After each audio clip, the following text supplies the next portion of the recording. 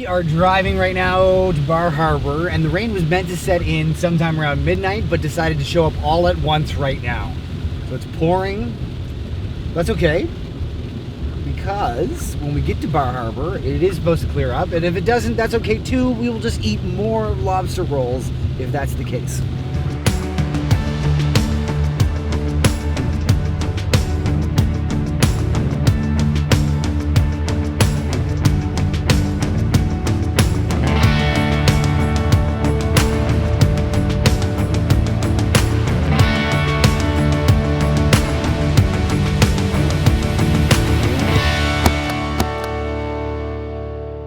We are 4 kilometers away from Crocker House Inn, which is on the Point Road, about 40 kilometers outside of Bar Harbor, which is where we're staying tonight.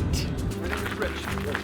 So we just arrived at the Crocker House Inn, which is a lovely spot. Apparently we're staying in the Carriage House tonight, which sounds really fancy. So our boy Rich here is gonna give us a little tour and show us where we're staying.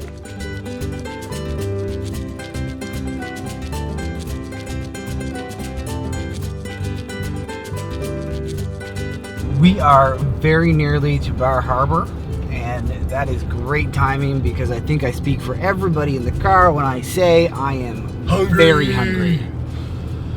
Every sign that we have passed pretty well in the last 20 kilometers has advertised some kind of lobster dinner or lobster roll, so let's get into it. This is the margarita of the moment, which is a blueberry basil margarita made with authentic Maine blueberries. Got the lobster roll, although I ordered it hot, and I can honestly say I've never actually had a hot lobster roll before, so this should be good. I ordered a lobster roll as well, cold, just to do the contrast with Jan. See which one tastes better. So in order to kind of get a better sense of which is better, hot or cold, we're gonna cut it in half. See what's what. Okay, so this is the cold.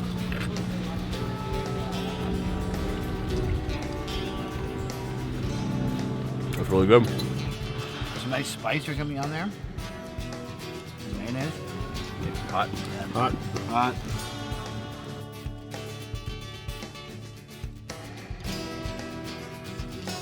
That was the first time I've had a bite of a hot lobster roll.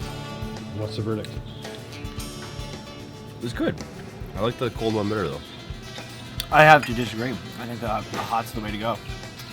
For being perfectly honest, I would say that the cold lobster roll that was served in New Brunswick and in Maine had a lot of similarities. The one here tended to have a bit more spice, a little more mayonnaise mixed in, whereas like New Brunswick, it's all au naturel, which I respect. But here we also had a hot lobster roll, which I thought was, of the two that we had here, the better option. Well, this was the first time I've ever had a hot lobster roll. I think that's like a Maine thing. I don't think I've ever heard of that in New Brunswick before, so that was interesting. I really did like the hot one. I do prefer the cold one though. And the differences between the two, there was more meat in the one in New Brunswick. A little bit heartier.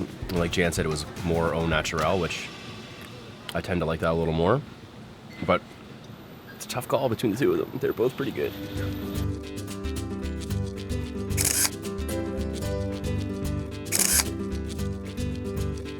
It's ice cream time. So what we decided at the end of lunch is that we were still hungry, and now we're gonna get some ice cream. Come with me. Those who know me know I am a connoisseur of peanut butter. And this beautiful treat here, Peanut Butter Iditarod, has peanut butter ice cream, peanut butter swirl, and peanut butter cups.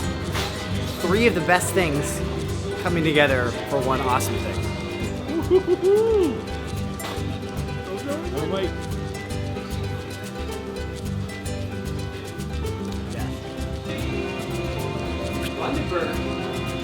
Pretty good. Good job, Maine.